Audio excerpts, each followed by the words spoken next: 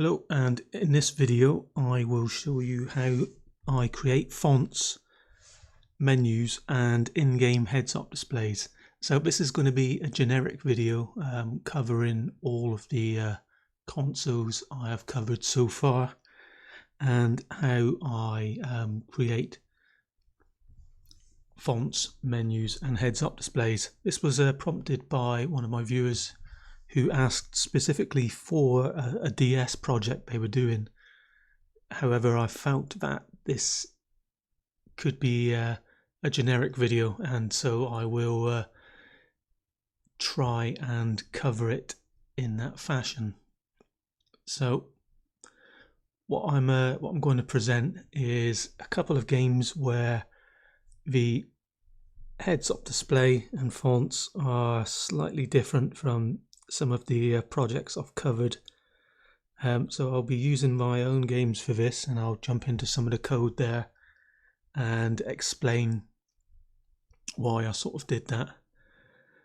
So basically, when it comes to early consoles, like the Game Boy is kind of an exception, but the Master System, Game Gear and the NES, they only have one layer for tiles, and you are limited to only 8 sprites horizontally in a row.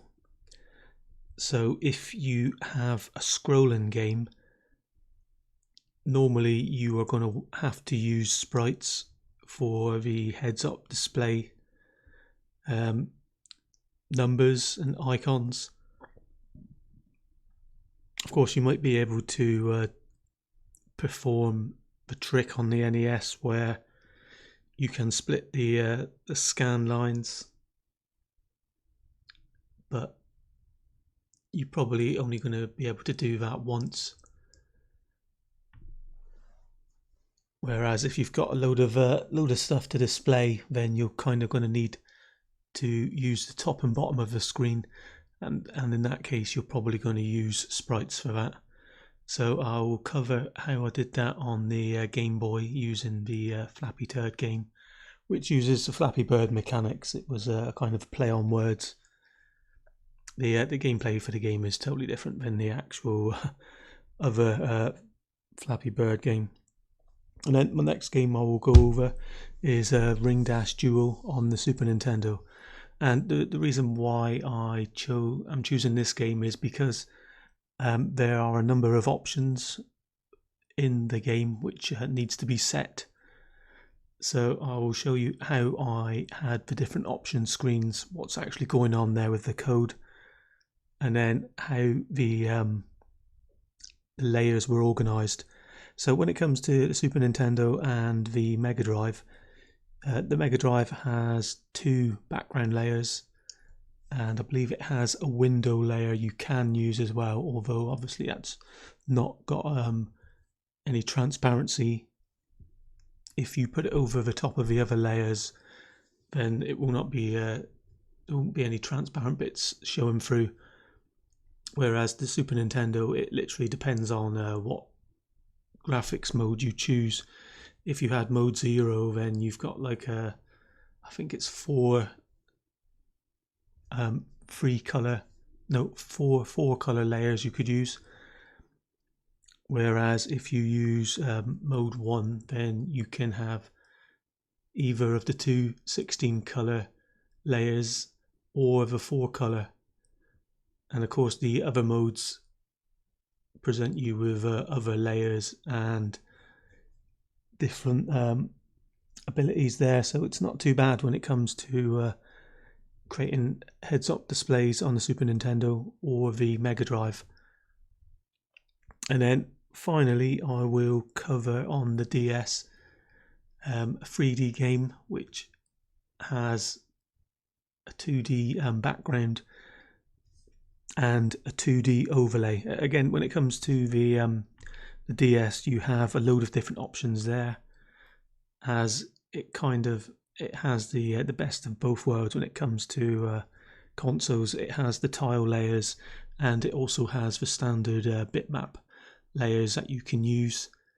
as well as the 3D layer as well if you use that. And you've also got sprites should you need an extra layer above all of that as well. The only thing you have to decide there is the mode that you are going to use and how you intend to present everything. So one of the things I will say first off is when it comes to most of the title screen stuff and input boxes and all that sort of stuff, you basically handle it all with a basic state machine. So a basic state machine is usually just a switch with a load of cases, and then usually what I do is I have like an enumeration with the states, and then you can have a function to handle that state. Now if this was the main game loop and you had an input box, then one of the things you might want to do is you would put the input box code before the state machine and potentially stop the state machine actions if the input box was displayed, or if some sort of a message was displayed, as you would want to direct all input to that. And normally you would, again, you could even just use a state machine for that as well. So first off, what I'll do is I will go over how I sort of create fonts. So first off, when it comes to font sets, usually it will depend on what sort of console you are working. So if you were working on like the Game Boy or the Master System, then usually I would start off with a retro bitmap font. So in this case, this is kind of a custom BBC micro font here. So normally you would, it's best to kind of limit this to 16 tiles across, and then however many down up to a maximum of like 256 tiles. And then you could, once you have this is usually the base of all of the tile graphics that I do, and this fits nicely into the ASCII character set table. So this is the standard ASCII character set here. So usually I start from character 32, which is usually the space there and the space there, and then just take it up to 127 here. But of course this is actually 128 because 0 is actually a thing here as well. And these numbers here are conveniently fit into the positive range of a char data type. And if you use printf, then any of the return values,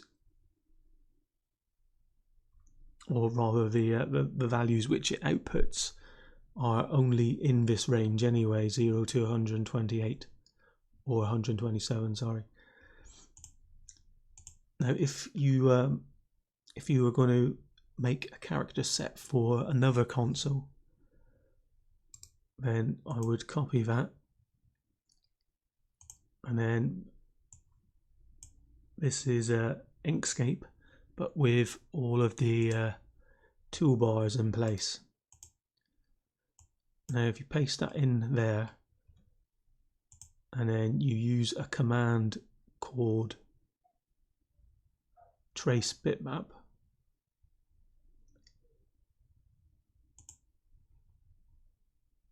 and if I bring this across here, so this is what it's going to generate here.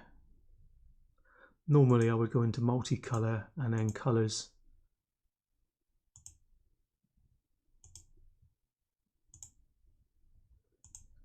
and then just reduce that down until it appears there. and if you apply that, so this is what you've got now. So now this is converted to a vector image, not a pixel image.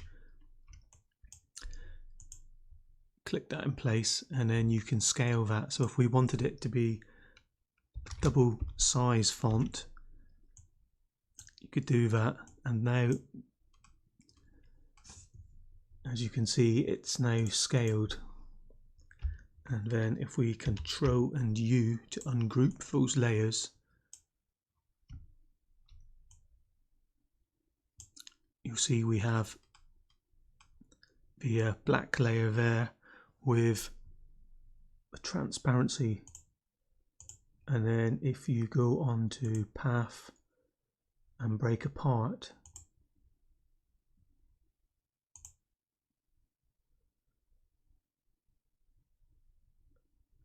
okay, this one hasn't worked out as good as I would like, but if I move that out, then you'll see we have the letters there. So what you could do now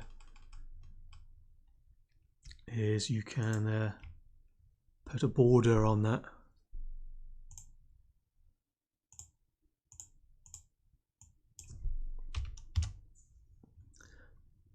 So that one letter there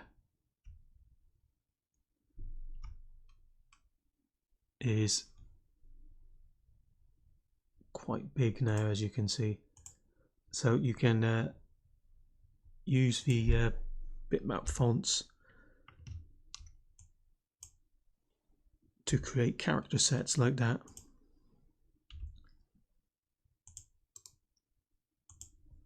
So let's cut that out of there, and then usually I would use LibreSprite for this anyway.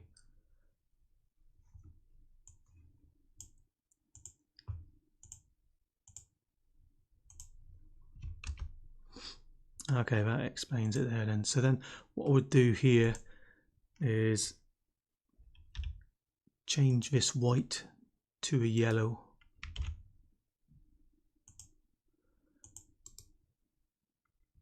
And then get rid of the black background.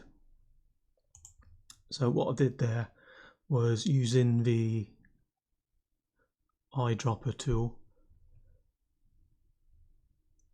I removed the background there. So if I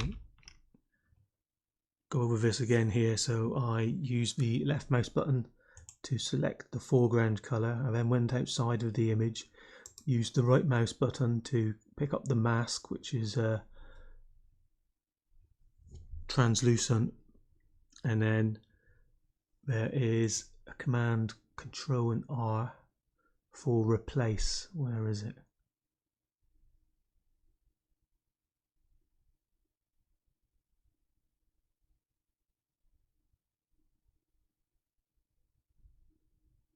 There we go, Shift and R. So what Shift and R does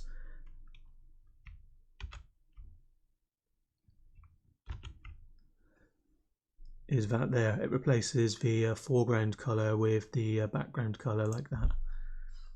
Then we can select that with Control and A, Control and C to copy that. And then what we've got is our font to work with again, and then you can use this again.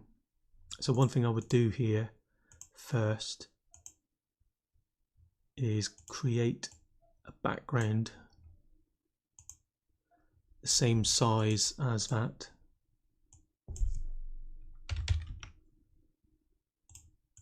to go behind it. So that's 512 by 192.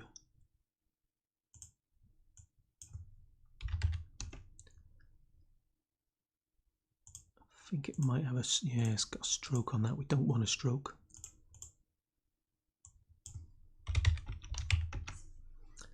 Then what you would do is align this to the top left here using the alignment tools. Send this behind it. Now what you do is you trace the bitmap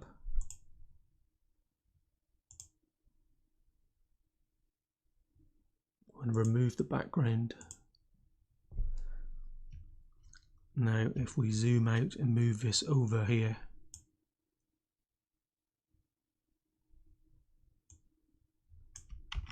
we want to move the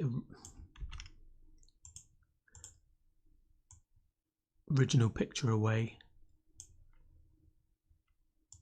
and then align that one there to that there. And then what you can do is now you've got this new font set here, you could scale that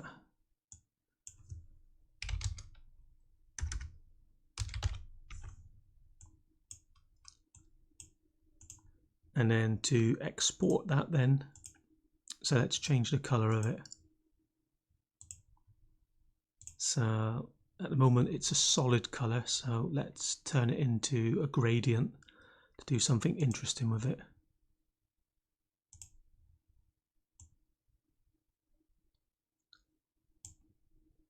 So these are the two ends of the gradient here. So you'll see this one has the alpha channel to 0, so we'll move that one up, and then we could have the top being dark here and then the bottom being light.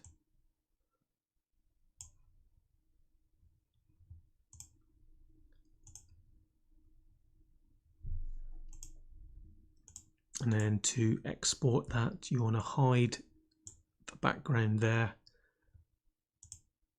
and then just export that as a selection only. And now some options you've got here is if you click on this cog here for options, you can see we can have anti-alias or not. Sometimes it's best if you're working with bitmap fonts to not have anti-aliasing on for consoles that don't support it. But we can kind of fix that later anyway, so we'll see what this looks like without it first. And then let me see where, as this is a generic graphics, just bung it in here.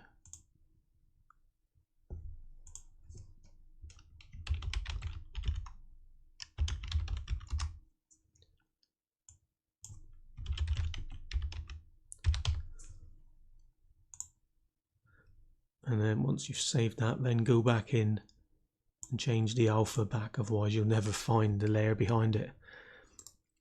Now if we try and find where we saved that,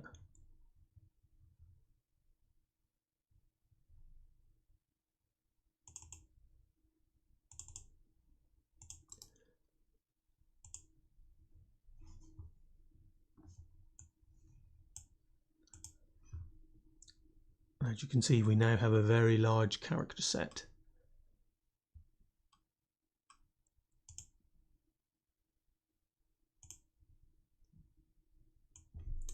I think we scaled it while it was in not pixels, it's now stupidly big.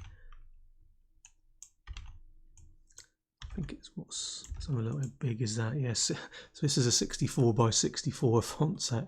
So that's definitely too large for most of the early consoles there, but you get the idea here. You can sort of easily convert like an old retro font, upscale it, and then you're free to if you keep all of the design work in Inkscape. So for example, you could give these a stroke.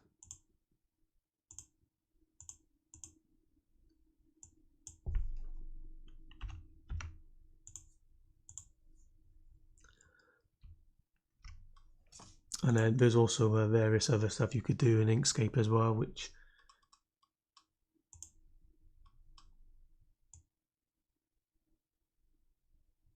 is more difficult to do when working purely with pixels.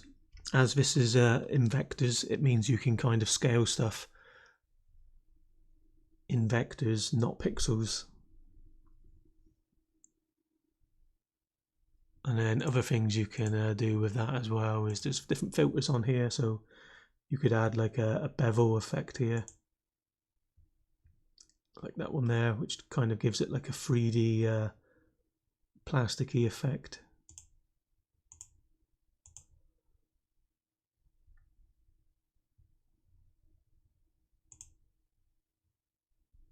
Or something like that.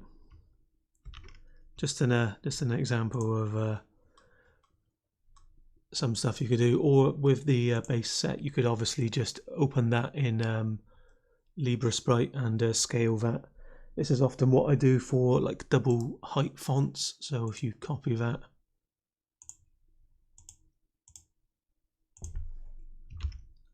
paste that in there. Okay, so this explains it. This is a 16 by 16 pixel font already, so that's why everything's so big.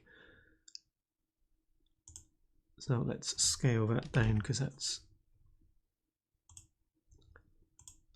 there we go, that's now an 8 by 8 pixel sprite or font set there. And then if we scale that,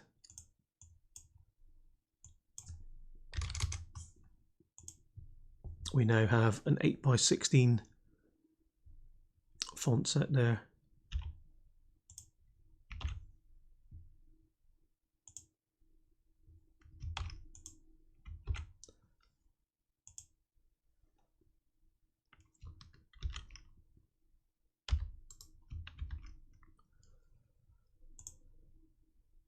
And there you go, that could be then played around with in here before saving it. So that's one of the ways that I kind of create my fonts for various sizes. You kind of have like a load of base images you kind of repeatedly work from. Just thought I would share that. So if you search online for some bitmap fonts, you'll come across some examples like these here. So this was the generic BBC Micro one. Another alternative you can do is to obviously load up one of these emulators for these machines and do like a screen print and take the fonts from there. So the smaller the fonts get, the less variations they kind of have. They kind of end up being very samey the smaller you get. Anyway, I thought that would just be a quick thing to sort of show you there. And if you're gonna put like icons for like heads-up displays as well, usually you would kind of make them in with the font set as well, so that they would be like the same sort of size. So I'll now sort of read some of this here. So when you sort of creating font sets is an essential part of your game and ranges from displaying the player's score to various game messages. As I've shown you there, I normally have like a few base set fonts. So for example, if I bring some stuff over here to show you, these are some sort of graphics I'll sort of keep around. This is like a variation on the sort of like Pokemon font set there. And then here's another one here. So normally when I sort of start making graphics, I have a font set first and then kind of build the like tile graphics around that font set, as it's usually essential to have something like that. And here you go, here's another example of a double height part font set there.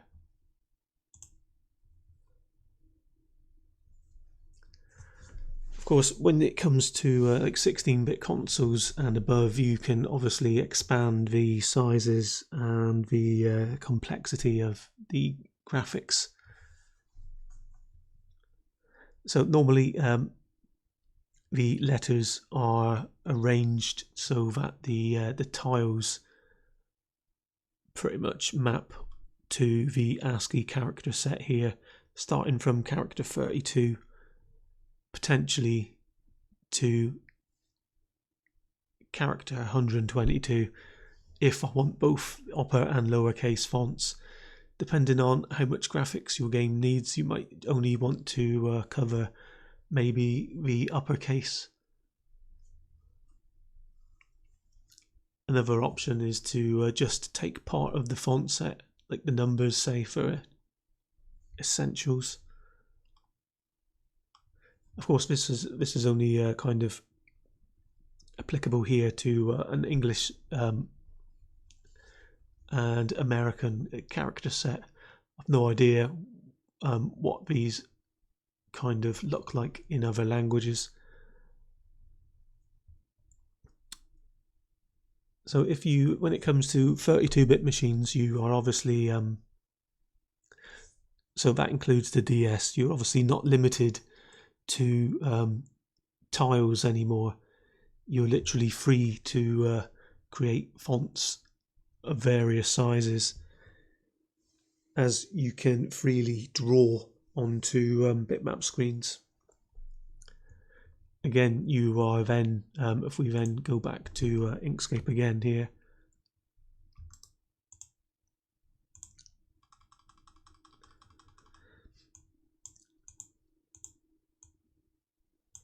so when you are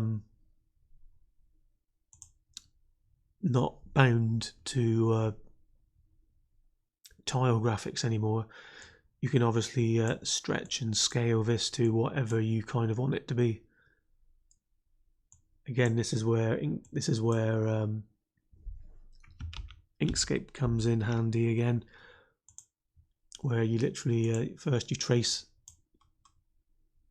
your bitmap. So an example, another thing you could do is if you duplicate that now, so we've got two of them, then you could put this as black, change that to RGB, and then make sure we have that to 0 there. And then you can align them together like that. Use the lowering option there, and then lower one over the other. And then there's the blur tool here, where you can create almost like a 3D effect there, where you can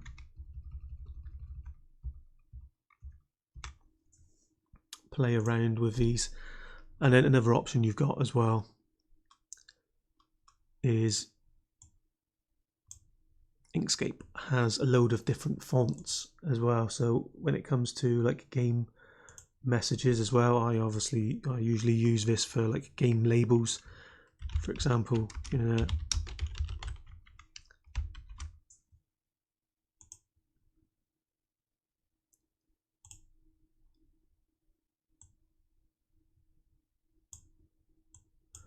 can do exactly the same there, so you can duplicate that.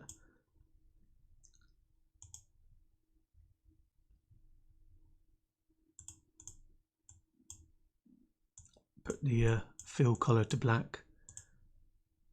You could then have the stroke. So high color there, and then you can blur that out.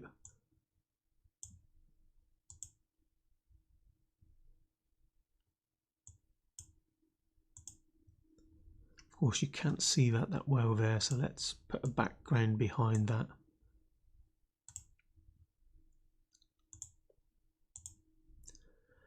There you go, now you can see it properly there.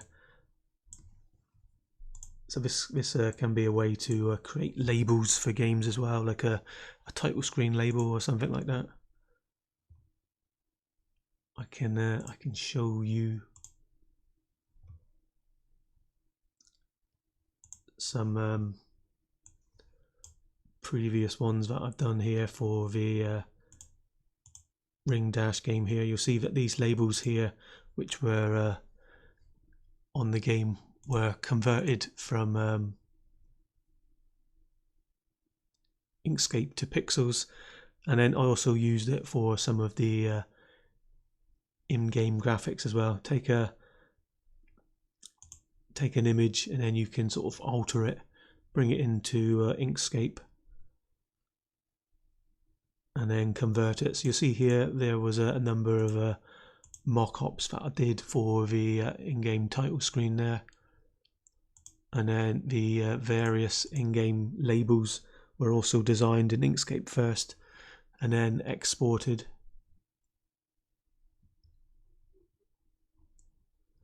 See if I can find the relevant file here.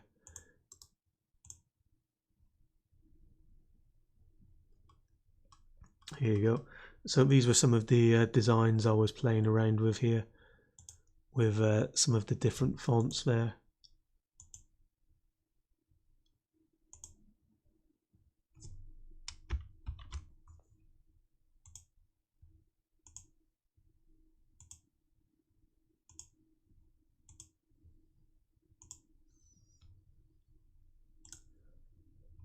So you get the style that you want, and then you just export that, obviously making sure to have the size constrained to whatever system it's going to be on.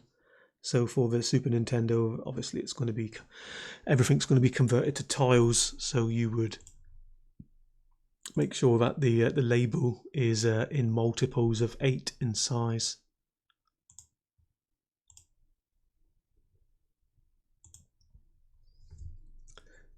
And then you can also use Inkscape as well to kind of create mock-ups of your screens as well. So you can import the various like image parts into Inkscape and then have them aligned how you would want them aligned. Let's see if I think I've got another example.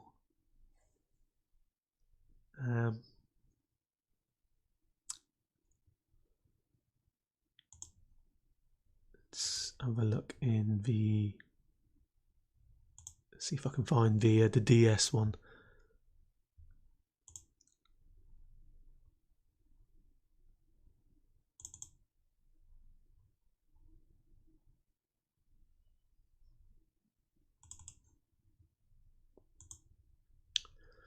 Let's have a look, which one was it? I think it was this one here.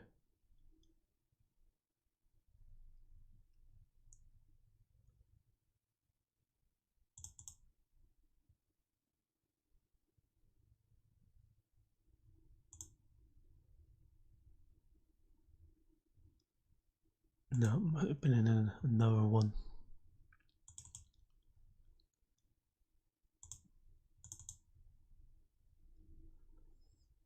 Here we go. So you can see that some of these, if I open these up in LibreSprite here,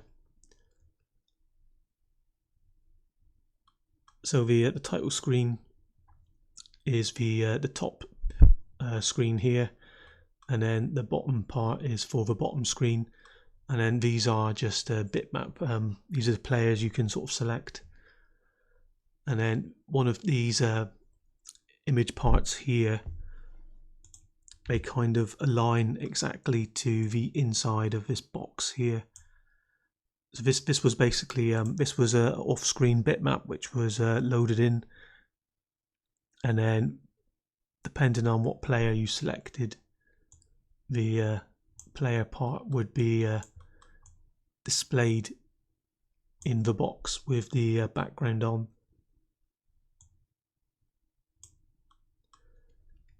So you can see here that Inkscape allows you to be very sort of creative, and it, with its various alignment tools,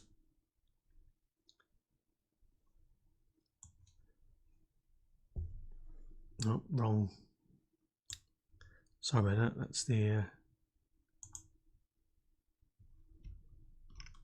chose the wrong display there. So for example, if I create a load of boxes here a minute,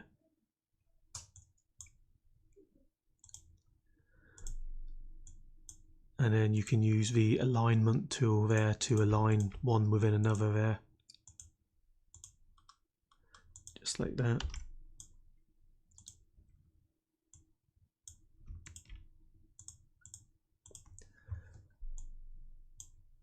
and then you could have like a message here.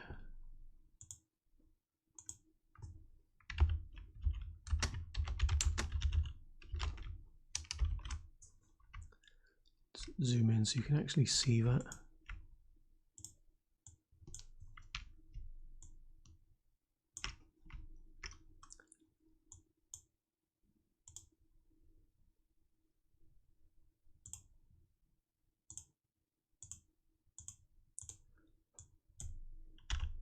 And then I would advise you always to work in pixels.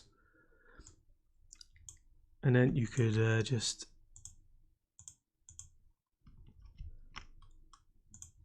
align that. And then it allows you to easily sort of construct a scene here, which is very useful.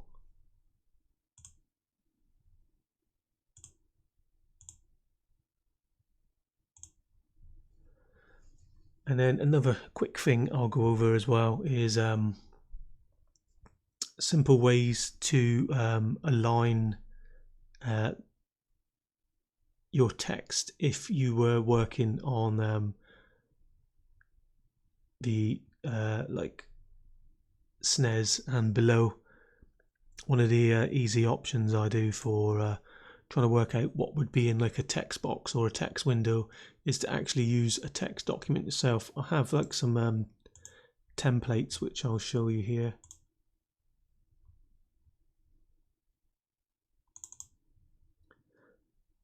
So you'll see I have one for the Super Nintendo, Game Boy Advance, Game Gear, Master System. So if you open one of these up, very simple here. So you kind of create the display here. Make sure the font that you have is a mono font, which means the sizes are exactly the same for every letter. And then you just make sure that, so for example, this size here is 32 across by 24 down, and that's the amount of tiles that are actually on the Master System screen. So using this here,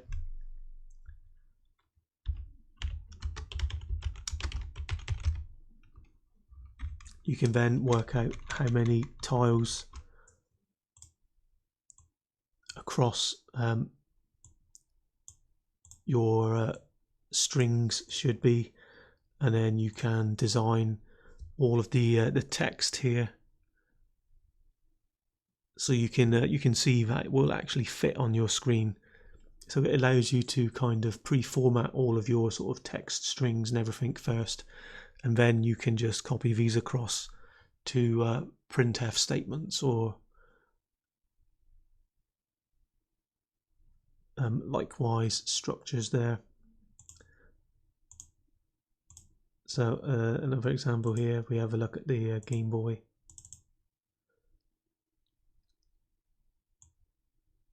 Again, you'll see that this screen here is 20 across by 18 down. This is in hexadecimal, and this was a test sort of game I was playing around with, kind of like an RPG.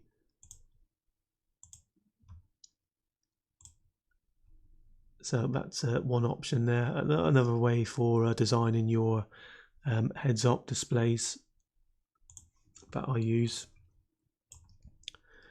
is do the same sort of thing, except you use graphics instead. And then if I turn on the pixel grid here, so basically each of these colors here represents a tile. So 32 by 30 is the display. So the actual display is this here, I believe. And then you kind of use a color to represent a tile. And then you kind of envision how everything will kind of be displayed in tiles.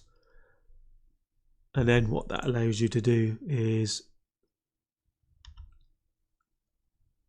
you can work out where exactly each of the tiles should be. So this here was an icon, this was another icon, and then this was a 8x16 text. I'll jump into the games shortly and go through the code. This is just to show first how these things were kind of designed beforehand, so you can kind of you would kind of create the graphics first, the icons that you intend to use. So if I open up some of this stuff here so you can get an idea of what I'm working with. So this game featured some text boxes and some input boxes, and kind of the idea was you were going to be managing a kingdom, and you had to say how much food was going to be dished out. But it was kind of seed that you were planting and kind of like farming. So you were buying seed, saying how many people would work the fields to plant it and whatever, based on like a BBC micro game it was.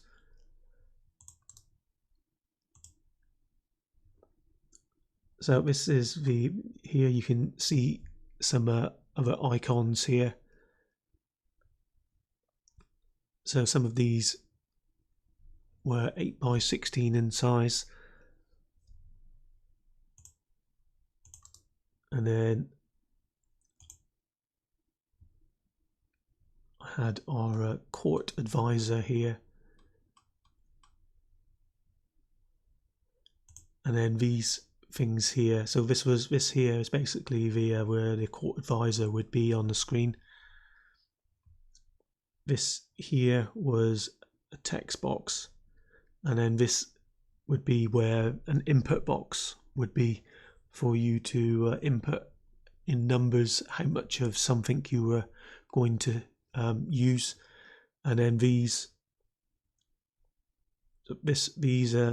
colors here, these represent basically digits, and this was just to align everything out first, and then I could use these numbers then to recreate this display.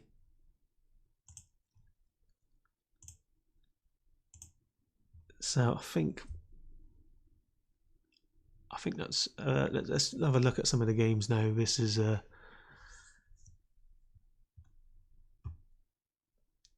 not that interesting at the moment. So let's go for the Flappy Turd game here. So where are we?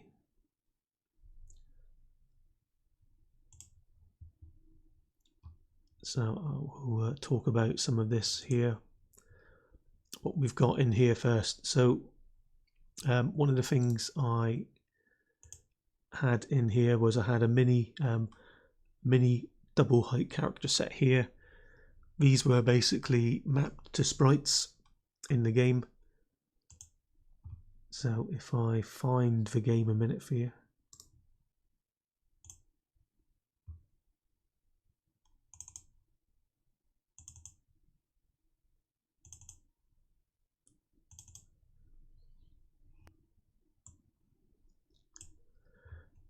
So here we are here. This is this label here was designed in Inkscape. The background image here was designed in Inkscape. So the title screen here, I'll show you how all this is being done. So the wings and the eyes here are sprites which are animating, because obviously we're limited to the amount of layers we have on the Game Boy. And then if you look in the tile map here, you'll see all of this is tiles. This is a very sort of a standard title screen really here. And then if you actually look at the tile set, you'll see that the tile set itself is actually being animated. The bars here, the tiles are being changed every update to create the scrolling effect there. If we start the game ourselves here, you see this is a sprite, and then the heads-up display stuff here are sprites as well.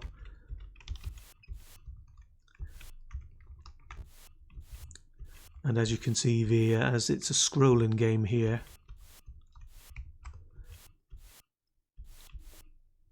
these sprites are positioned at the bottom here so that they don't interact with anything else.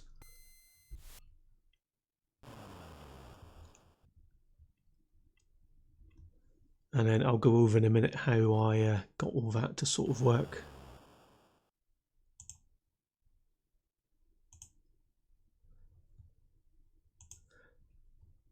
So let's jump in here a moment.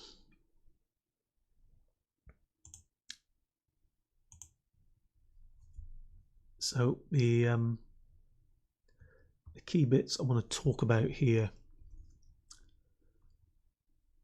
So if the message manager is one thing here.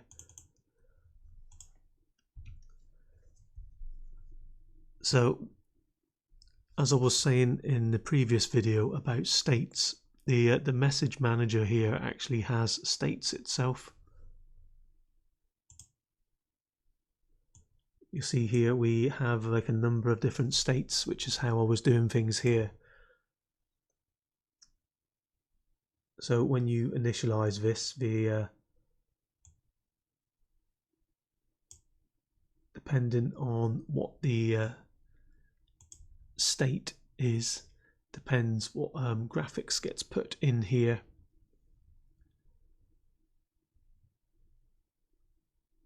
So the initialize function here, you basically would pass in what type of message you are using.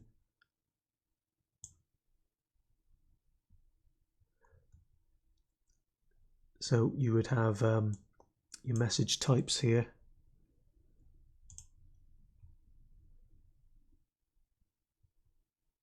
And then all what happened was these sprites would then be set up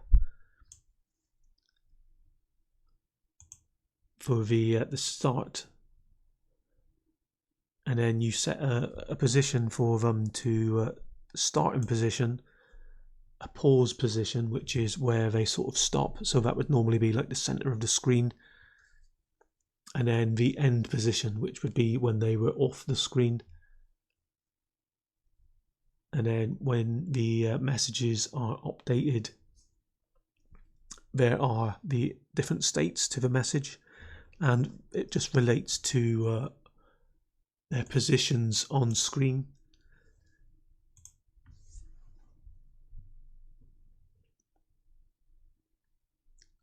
So what would happen is most of those messages, they start from left to right, and then they pause in the center of the screen for a while, and then once they have finished the pause state, they then move off the screen. Once they've moved off the screen, then their state changes to message state done. And then all what happens at this state is the messages are considered finished, and then the sprites are cleared off the screen. So that's how that was done there with the messages. So let's have a look at the game states. So the game itself has a number of different states.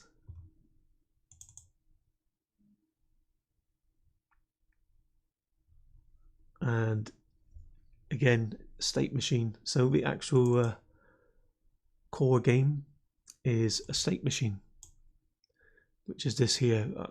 If you've seen any of my other programs, you'll see I literally, it's a case of it works, so why change it? And then in the game itself, there is the various game states here. So as this was an earlier game of mine, so things weren't as well organized in here. But you'll see here the get ready state here. It basically sets up the message manager.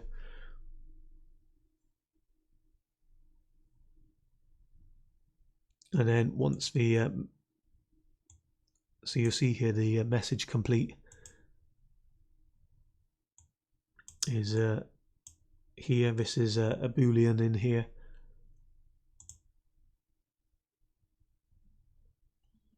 So I believe the reset function, let's have a look, where is it?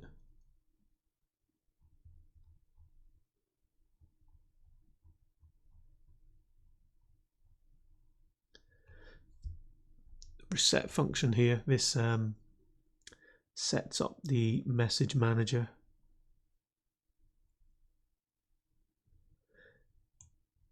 Here you go here, so you see here this changes the game state to get ready, and then it initializes the message manager.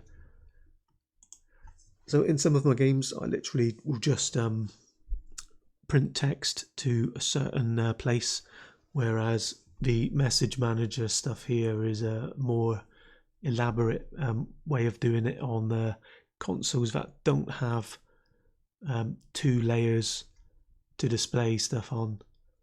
So you would want the title graphics or labels to be displayed above everything else, which is why you would use sprites for that. And then the other thing of interest here is the heads-up display here, where the digits themselves are sprites, and then these are drawn in place. So you'll see these positions here. If I highlight over this function here, you'll see it takes a sprite ID and then a tile start.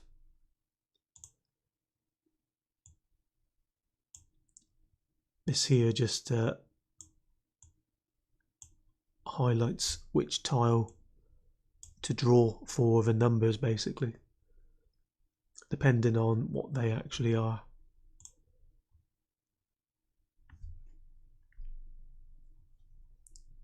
So I don't think there's anything else to sort of cover there. This is kind of how it was done.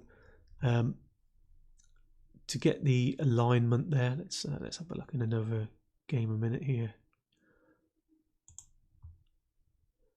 So to get the placement for it, it was basically using something like this again, where I played around with so all I would do for that is do like a 20 by 18 screen here,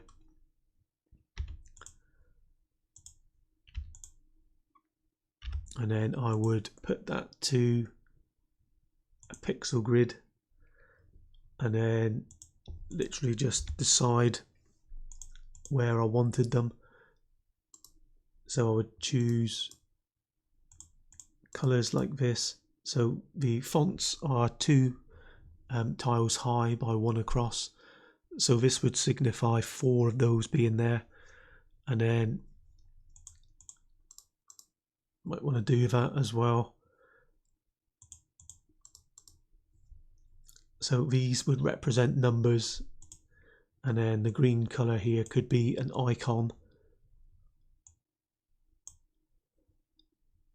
So this would be your score here, possibly. This could be like an icon for a heart to represent your life or lives, and then these could be 2 numbers to represent the values of your lives, and then this one could be something you have to collect, and the number you have to collect.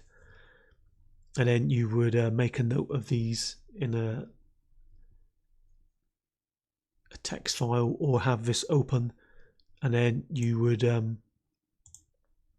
record the locations of them, like this is doing here. So these are key locations for stuff in the game.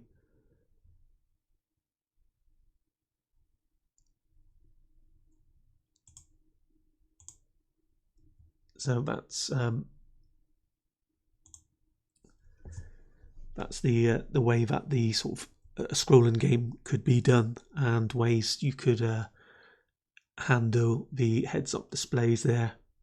Again, lots of the stuff for like titles, labels, heads-up displays are all very game dependent. This is just one way that you could do it for a scrolling game like that. Of course, if you had a static game like the Kingdom game, which is I'll jump into the Ring Dash game now.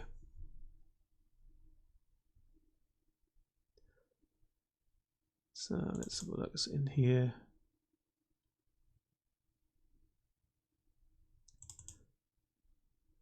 So you see here there's various iterations of the game. One of the things I tend to do is when there's a potential game breaking feature I'm about to add from the previous version, I'll usually copy and paste to create almost like a breakpoint, if you like, between them. So let's open this up and I'll talk about the key things here. Let's turn the music off there. In fact, I want to open it in a different emulator actually, because that one won't give us what we need to see everything in.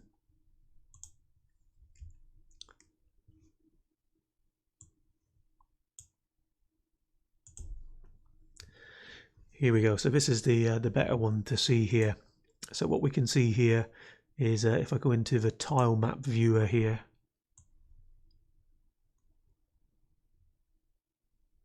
you'll see this is one layer here where you've got the rings spinning, and then we have another layer here with the main background on.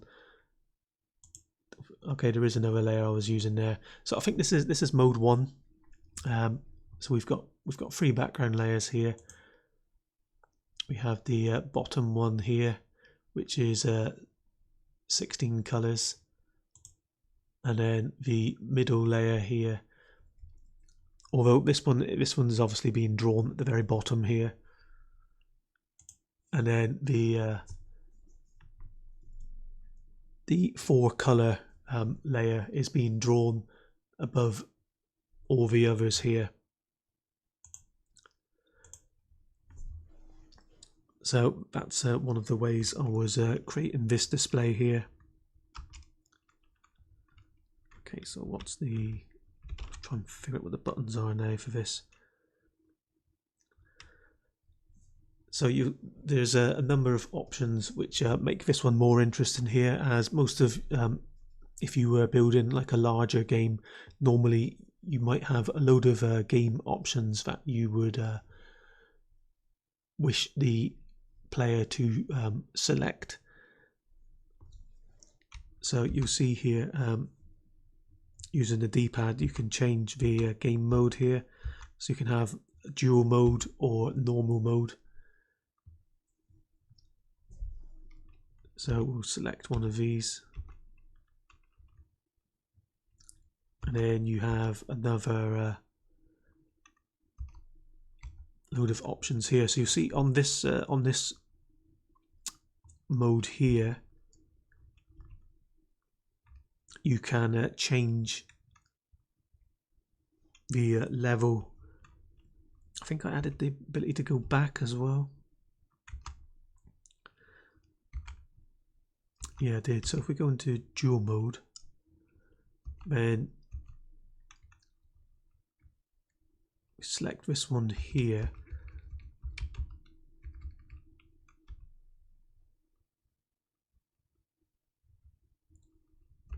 and then you can choose your difficulty there.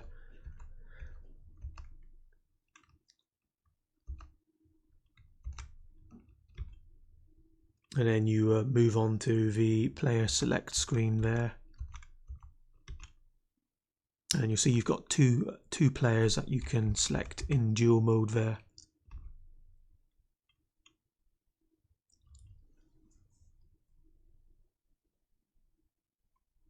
And then this is the other method I was using. So if we debug this and have a look at the layers here, you'll see this is one of the levels here. That's the other layer. And then because we have a number of different layers we can sort of work with on the Super Nintendo, these are all just, again, I can literally just draw this all to the 4 color layer. And it's pretty simple when it comes to working with the Super Nintendo. You have all of these different options available to you here, and the some of these are sprites here. So I think is that a sprite? Yes, it is.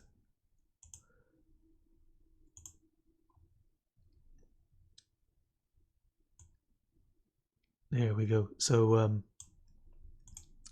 it also had the some of the icons were sprites here as well, so that I didn't also have to only rely on those layers.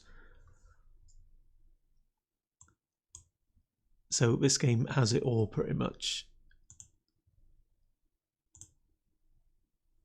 So let's have a look at the code now.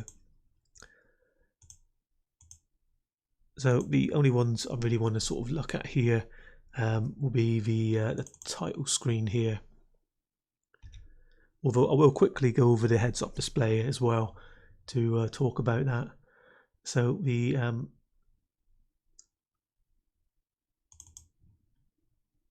you'll see here so I usually call these the main states, as it's the outermost game states or main states, because this is in the main loop here. So you'll see here we have the standard title screen, initialize and run, and then all of the different options are then split into their own states prior to the game even playing. So every time you have some more complexity to add to your options for picking and choosing stuff, just give them another state. So one of the other things I was doing here as well is the title screen. If I go in here, bring that across here. So the title screen itself, it's what arranges and draws the backgrounds. And then the game itself, the various title screens, they literally just open it up again a minute, wait there. Let's get rid of some of the ones I'm not looking at now. We open it up again. So you see, when you transition from one screen to the next, all that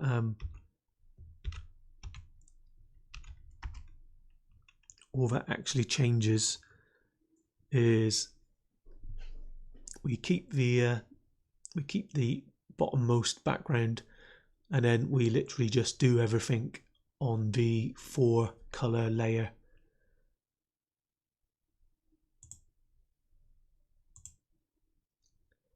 So the first title screen, it initializes the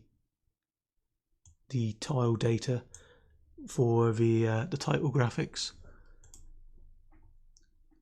and then it also has a generic part here for the if you, from my other videos, you'll see I usually have the blink timer across all consoles. It's pretty much a kind of like generic there, and then I also have like a high score setting here and a high score thing here. Obviously this has nothing to do with most of the sort of topic we're going for here, but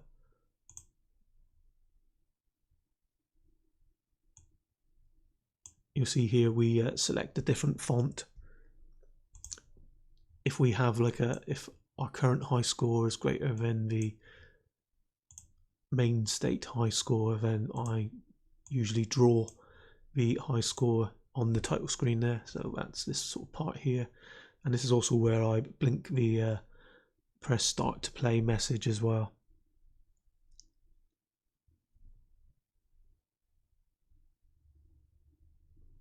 So this one sets up the graphics here, which all the other options screens use. This is just the generic graphics setting up stuff here.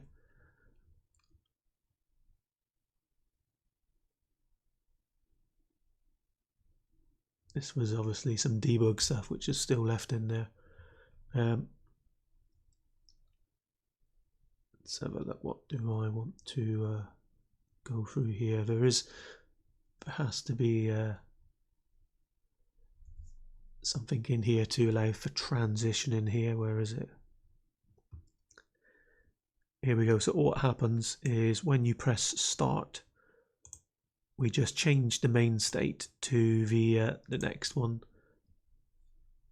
which is the pick modes one, and you'll see here this was I think all of the other all those different settings parts are in this module here.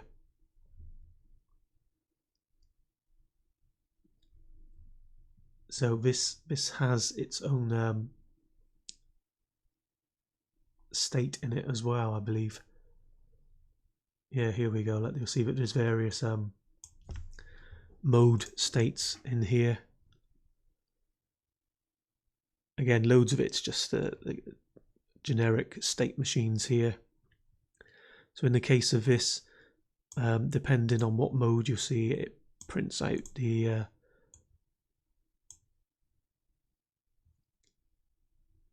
level types here, or the practice, what have you. And then you literally just recording different stuff here.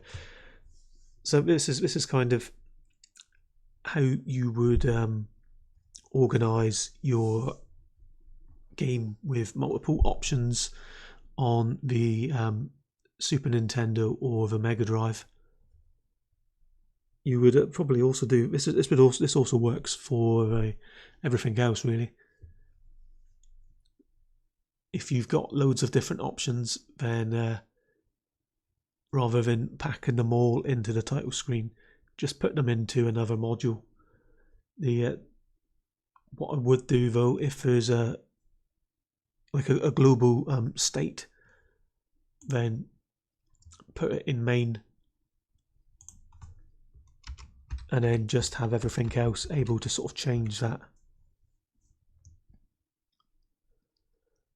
So let me think, is there something else here?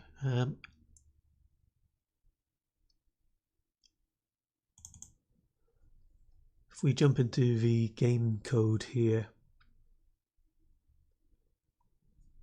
so this bit here, this is just for depending on what player you choose.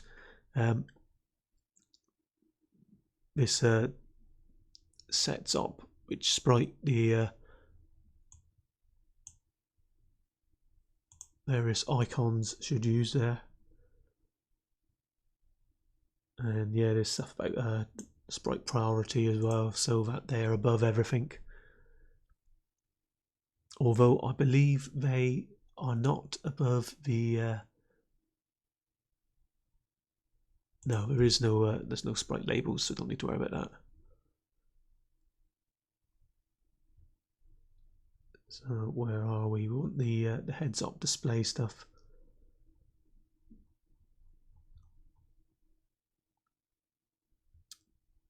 So this is a bit more complicated. This initializes the heads-up display stuff at the very start there. So this is just double height with a value. Some of these print commands will only do text. Some of the others have like a variable arguments parameter to them, which is what this one's doing here. And then you'll see that the heads-up display is kind of split into kind of different segments. And the reason for this is so that everything is not drawn all at the same time. Only things are staggered, so only things that change will be updated every sort of frame, just so we can make the game as fast as possible there. So here we go here. This is one of the generic methods I use for a load of games here. You probably will have seen this sort of one in some of my demos, where we have like just one, the message manager is basically just printing stuff on one layer, which is what this is doing here. There is a message string, and then there's a state variable for the message ID.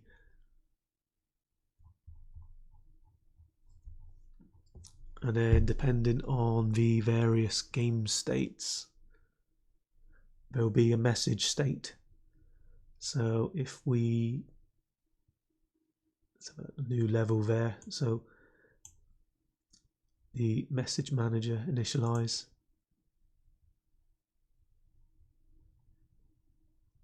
Let's have a look. I think that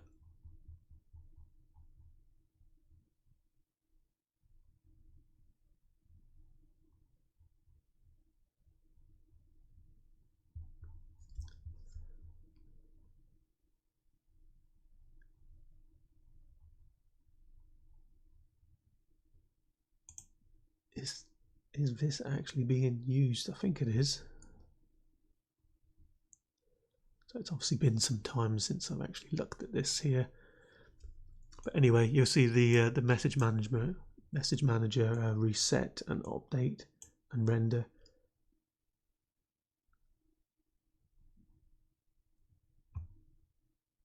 Let's double check a minute.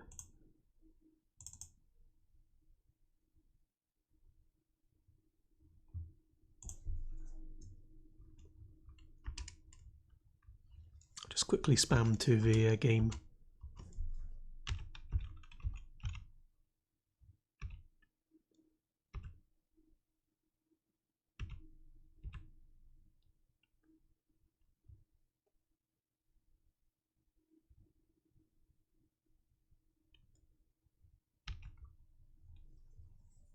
Okay, so it was just the text there. I was wondering for a minute there whether I actually had the similar message manager that the Flappy Turd thing had in it, but that's not the case here.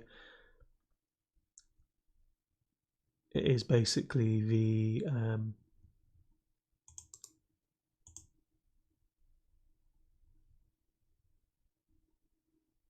oh, this is something else. Okay, isn't the message manager, that's miscellaneous manager in this game, as in the sparkles and all that other stuff. They're miscellaneous objects, as I referred to them there. The message stuff is, fortunately, I decided to put everything in the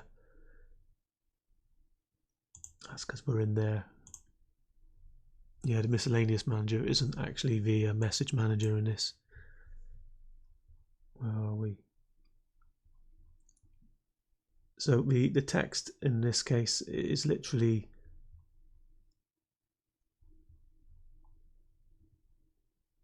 just one message is chosen there, and then in each state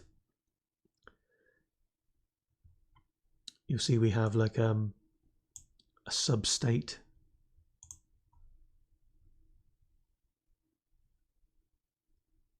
and then in here so there must be something in here about the messages.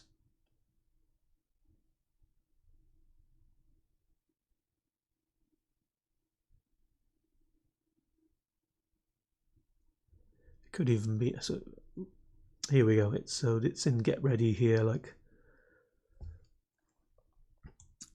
so I kind of split the subs, use the sub-state variable here. If it's set to 0, then that's to initialize this game state, otherwise this here is called, so this is the key part here, this just chooses our message type. So for this case it's a get ready, and then in here this just blinks the message, and then if you press any of these keys here, then it changes the show message to false. The update message will then clear that text from that layer, and then the game state is then changed to play. This is this would be repeated in various game states where there is a message action. For example, level clear, you'll see the same thing again here. And then in the header file here, we record key text locations in tiles where the various heads up display stuff will be. So that's where you can imagine this again. First you kind of get an idea of where you want to put things. You then make a note of these numbers, so you'll see at the bottom here that this location is 20 by 18. So you would note that number down, and then you would put it in the game header file here as a define or something, and then that could be where a label was going to be stored or what have you. So that method there, that's you could use this on anything pretty much. In this case it's obviously referring to tiles, but if you were on like the DS or the N64 or 3DS, it would be in pixels where you were storing things. So hopefully this here has been insightful, but there isn't really any code I can kind of share with any of this because it's all so generic. Again, it's dependent on what game you're actually making. So I'll now jump into the Kingdom game that I was making this year. So first off, I'll show you what it is that we want to go through here.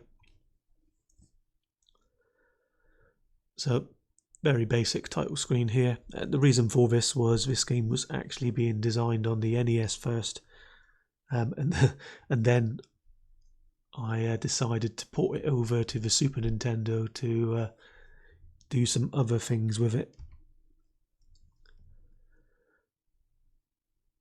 So this is where this makes sense now.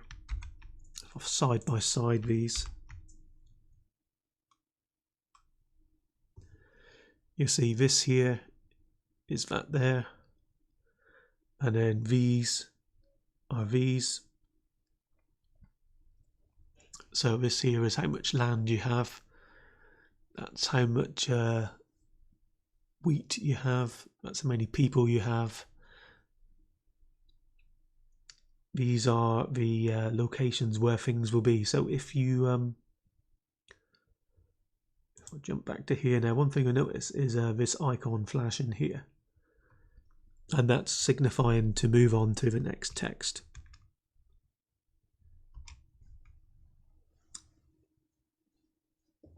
So this is the first thing here. So this is an input box here with a flashing cursor, and then the question here.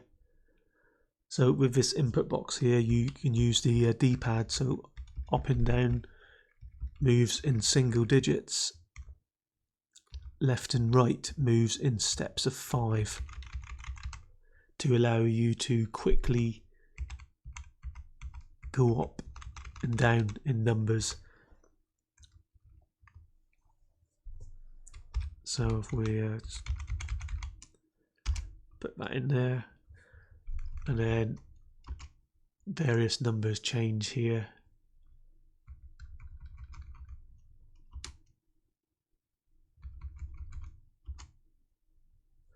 And then and then that occurred. So that's a text box there, and then you'll see there's a flashing icon there telling us to go to the next state.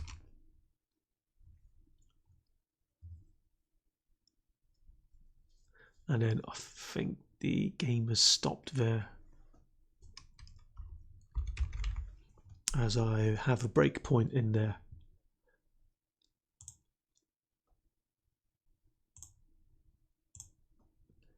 So the key stuff here is what we're going to see here is how you can implement input boxes and how I did it in here. So I believe there was a message manager thing here. So the this here deals with whether it's a text box being displayed or an input box, and then if it's an input box, it will then obviously read what it is that you are actually putting in, and then that value has to be stored somewhere, so the whatever part of the game can get that value back to figure out what you've just done. So how that normally manifests. So here's the standard game loop here. Sorry, main state loop. And then in here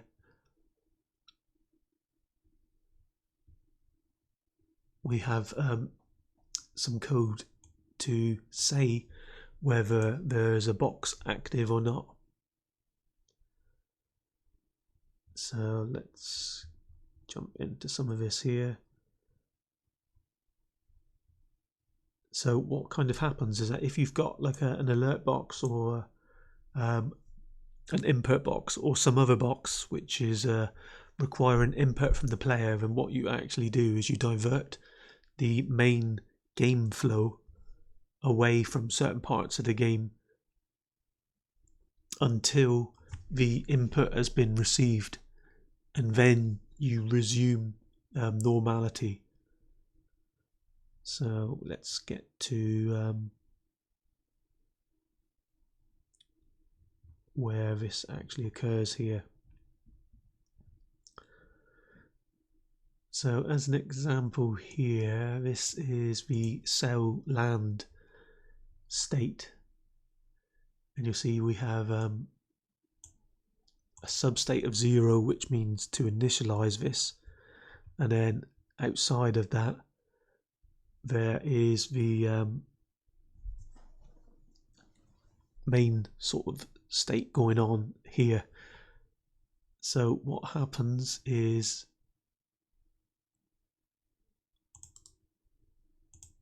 where is that?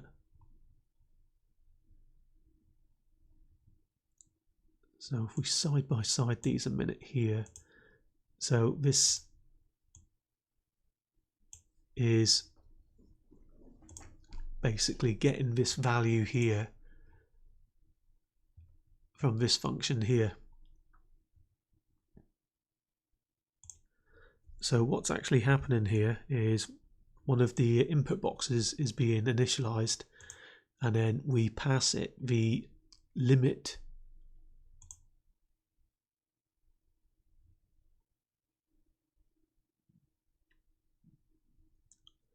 so the cell land initialize function was called here, and then in here the input box was initialized. The text box, so the drawing is of a text box is separate to the input box stuff.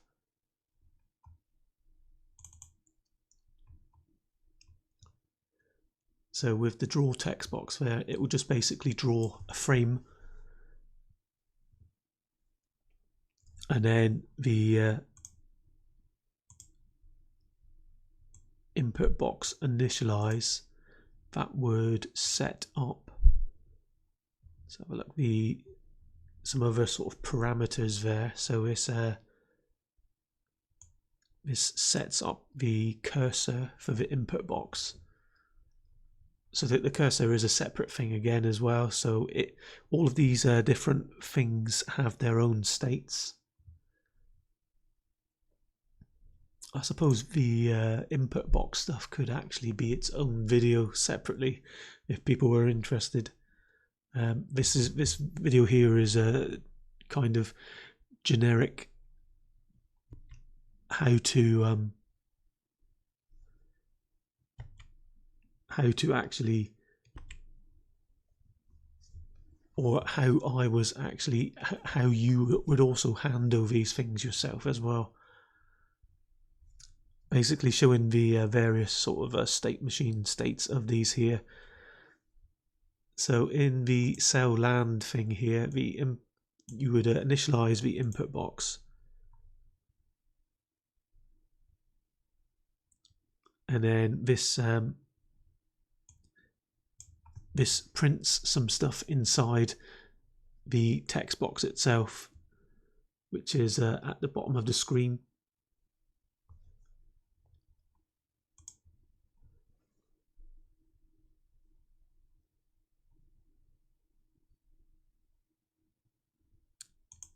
And then, so you'll see here these in the state 0, this is initialized here, where it basically just clears a load of areas on the screen, puts this message here into the bottom text box.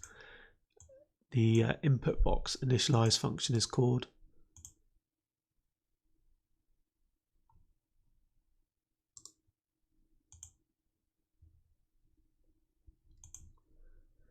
Which just sets up some stuff here. So you'll see that this sets up the cursor, I believe, the blinking cursor part. And then the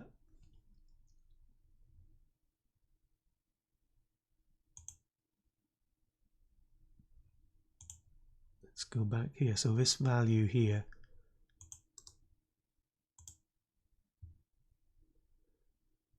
okay, so it's down as a private value, but it's not actually private.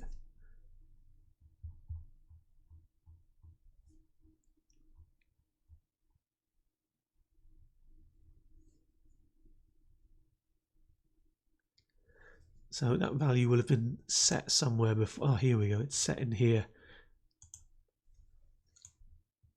The upper limit of the text box is set in the cell land initialize function here. So these various substates, the ones with SS on them, basically is like a substate. They're kind of they're put into their own modules as they are kind of complex to kind of keep the main game module kind of clear. And then these substates, they initialize the text box stuff. And then this cell land update function here, what this does is it listens to what's actually being done in the input box, and then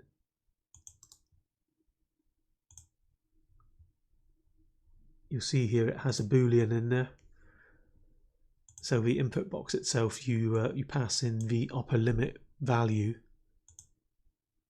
and then in here it reads the various input you're putting in,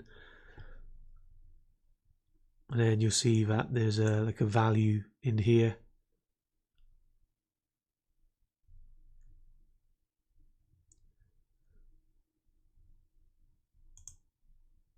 Which is it's changed over time.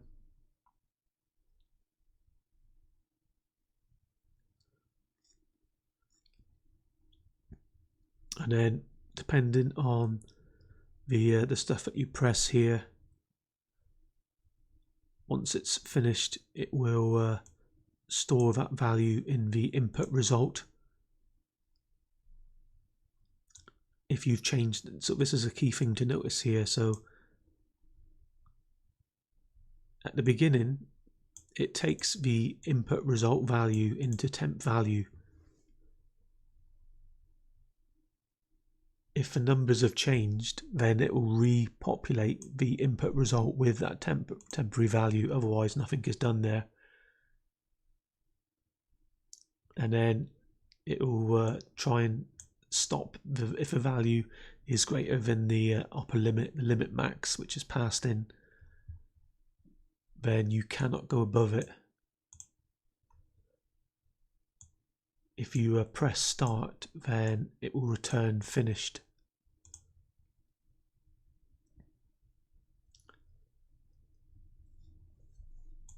So what's happening here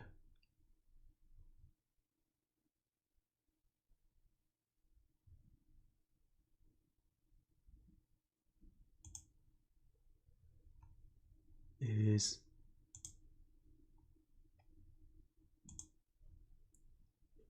the cell land update stuff here. It's reading the result of the input box. So the update input box command will literally display it and read the input from the player. And then depending on the result, it will then send values back saying what state to actually do next. So you'll see here the return value, if 1 is returned, then it updates the state of your items in the game. So if 1 is returned, it will literally go on to the next game state. Otherwise, it gives you like an error saying you can't do that, basically. And then all of these are kind of using the input box to some degree, which is it kind of takes control of everything.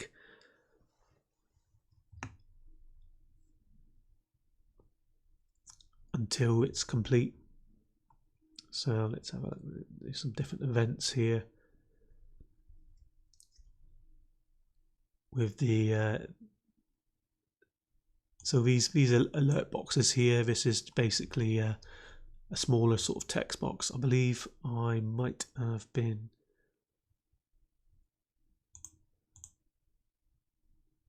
okay, it's not in there. Let's see whether I've got anything in with the code here. Here we go. So as I was saying before, earlier, you'll see here these are the different designs I was playing around with for what was actually going to be output in the various text boxes.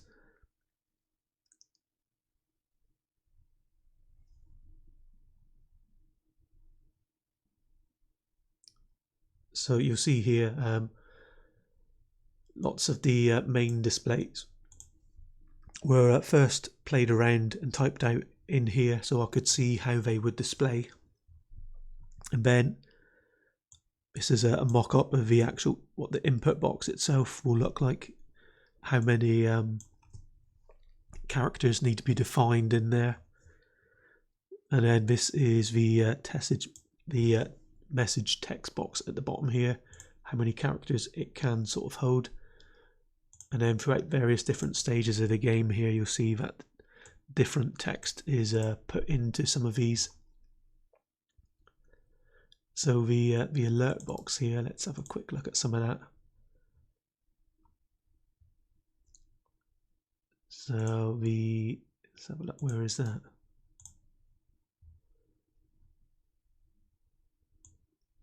So this is kind of like a mini map, if you like, multi-dimensional array. So you have the size inside here is the alert box height -2, and the reason why it's -2 is because there's a border tile top and bottom, and then the alert box width there is obviously -2 to take into account the left and right tiles, which are obviously a border box around that.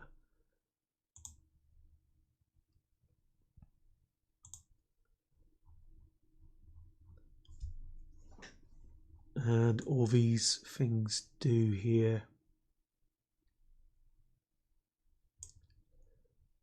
So again, the alert box could be in its own sort of a module as well. This is probably the most sort of complex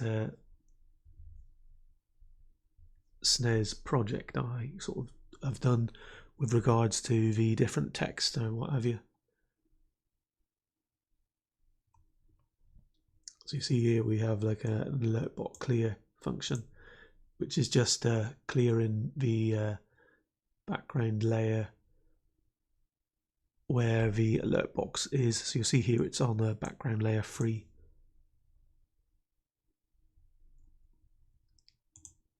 So there's also like a title that can be there as well, and then it says how many lines are there, and then you'll see we have a constant char pointer there which points to the beginning of that text, and then the draw text box function is called with the positions of where the alert boxes will be. So these would be defined in the header file here as well. So you see here we have the normal text box stuff, and then the alert box, how wide it is, how high it is, the X position where it will be displayed on the screen, the Y position,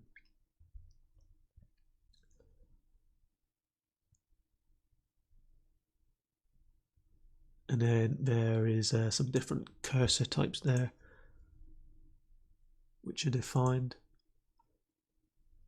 So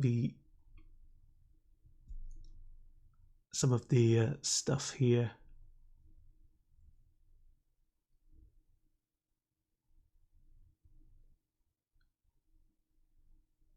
is how the alert box was sort of created.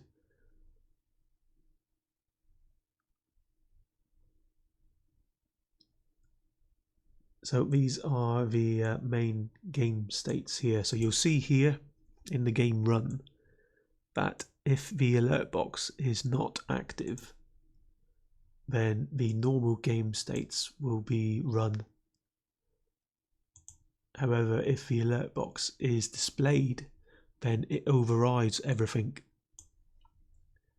and then it is drawn to the screen, and then the player must action that first before it is then cleared, and then the substate for whatever one of these is active will be cleared so that it is restarted again next time round. So anytime you have like an alert box, then this is the way you would handle that here. This is the core that I wanted to kind of show in this program here, was how the alert box was kind of how to have that override the main game state here. So there's nothing else that I wish to sort of discuss in this project here. It's just how the alert box is and how the it overrides the common game state. I wasn't sure whether I'd put this alert box into the main state here. You could have it in here actually. If you were doing this on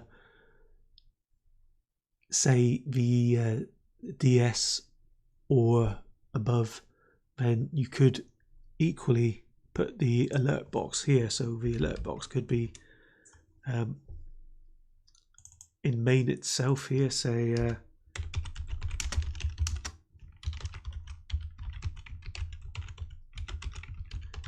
is alert box active.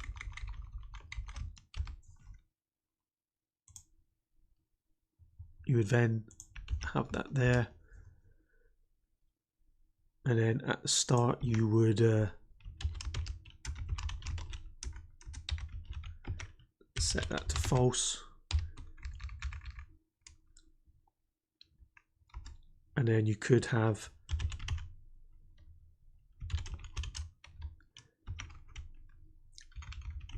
if it's not active, then do everything here, otherwise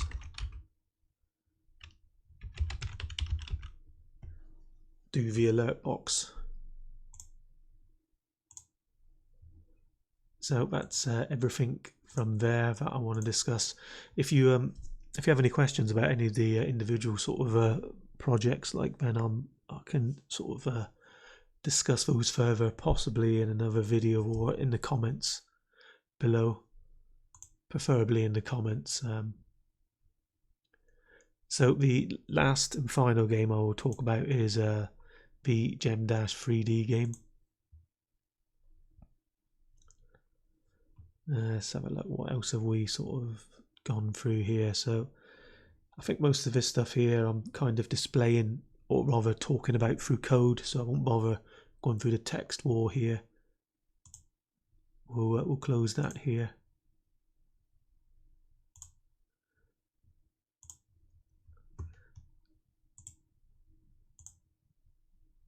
So what I will talk about now is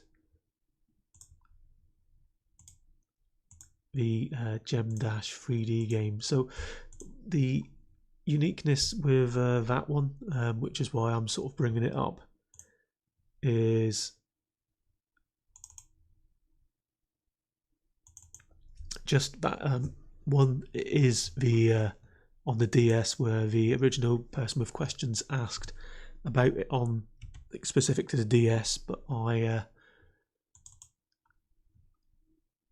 nope, it's not that one.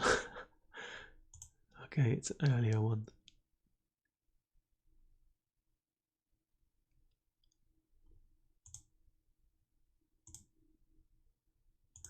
It is that one, I believe.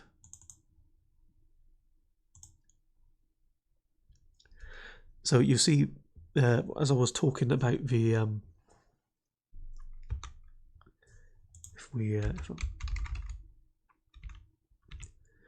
there we go. I showed you the image from that earlier and how I was doing that. One of the things you'll have with the DS and the 3DS even is the fact that there are two screens kind of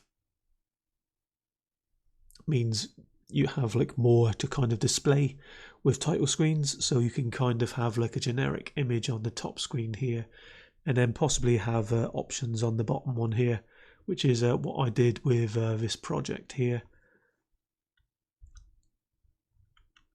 And then in the actual game itself, I decided to have the top screen here as the 3D display here, and then the bottom screen is just showing the level map, mini map. And then one of the key things to note here is we have a 2D image on the bottom layer. Unfortunately, as this is Linux version of Desume, I can't show you the layers. The Windows version of it is better.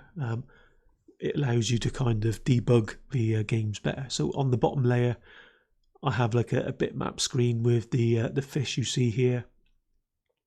We then have a 3D layer here, and then the heads-up display is on its own layer. So if I kind of look around, let's see if I can get him killed.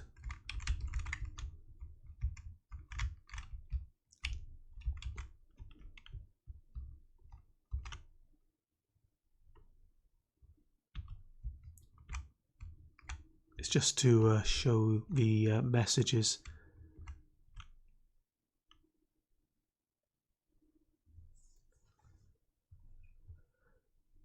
So the heads-up display things there is kind of simple here. You with the DS, you have so many different options. Again, it purely depends on what your game is actually going to be.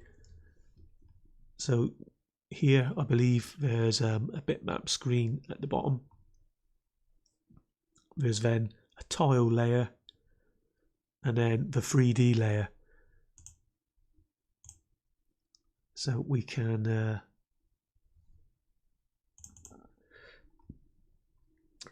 take a quick look at this, and then I'll try and go over some of the stuff from this here.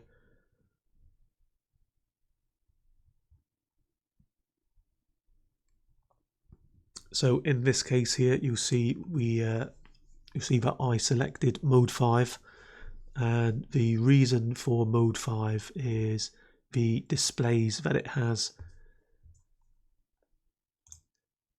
So we have a 3D layer, and then we have 3 background layers there. I'll go into scene 2D here. We'll see what layers I actually chose here. So I was using 2 text layers here. Background 1. In fact no, I was using one text layer for tiles. Background 1, and then background 2 was set to an 8-bit bitmap, and then let's have a look here. There should be something in here saying about configuring the priorities. I think that might have been in scene 3D actually.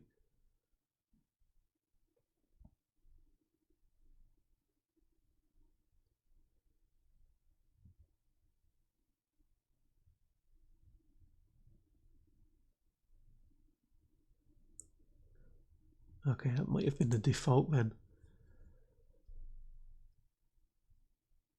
So normally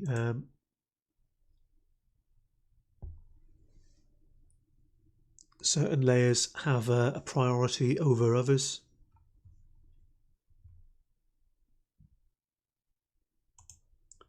I believe usually 0 is usually on top, with 4 at the bottom. So in the case of this one here, the 3D would be on top normally, but in the case of this one here,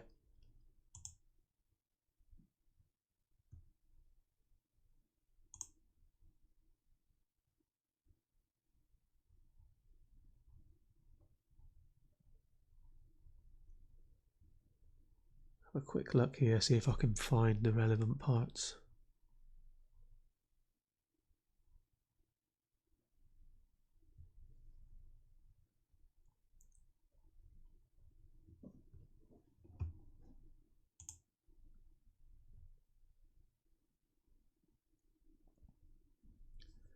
Not sure whether the layers were kind of changed around or not.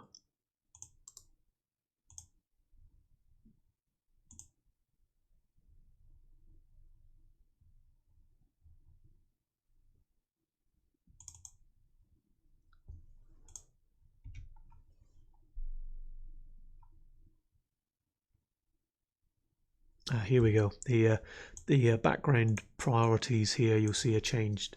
So what this does here is you pass in the background ID and the priority you wish to set it at.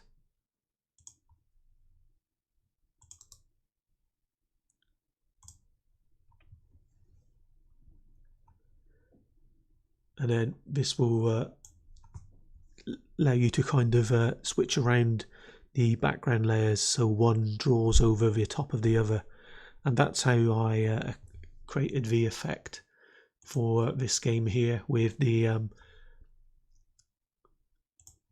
background.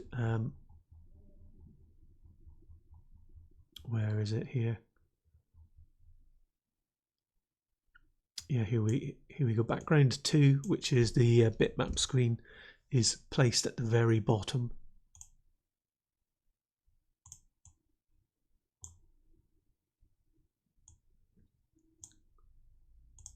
So background 2 is set below 1, and then 1 is set above 0. So you kind of end up with the bitmap screen at the very bottom, and then the 3D screen in the middle, and then background 1 above that. That might even be changed again in the actual game. Yeah, it's changed again in here.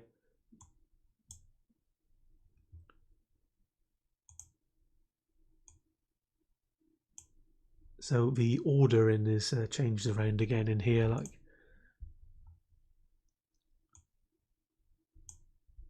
So 1 ends up on top, 2 ends up at the bottom.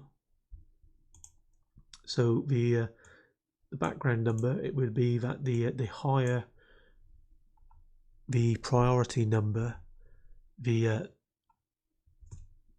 lower the order it will be drawn. So background 1 has been given the background order of 0. So what that means is it will be drawn on top. Background 0 has been given the order 1, so it will be drawn in the middle. And then background 2 has been given 2, so it is drawn at the very bottom.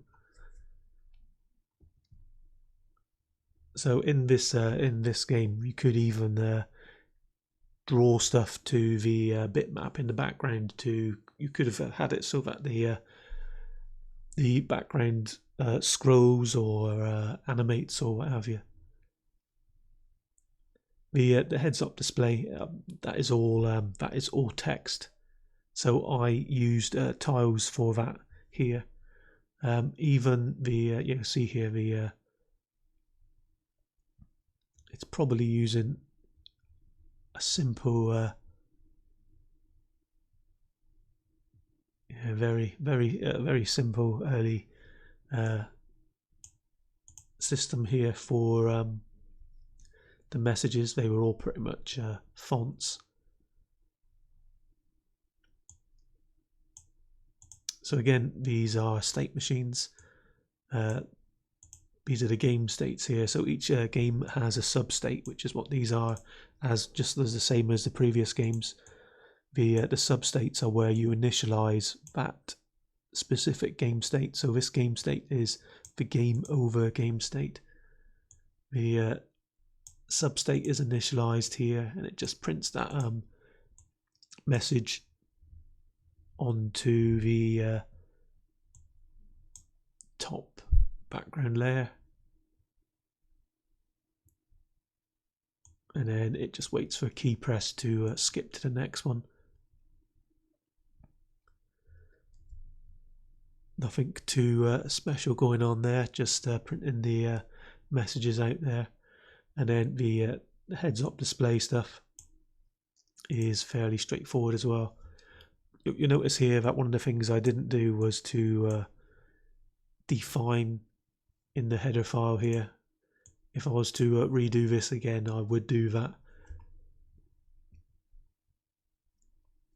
Of course, when I set this up, I would have used an image like this to achieve all of that.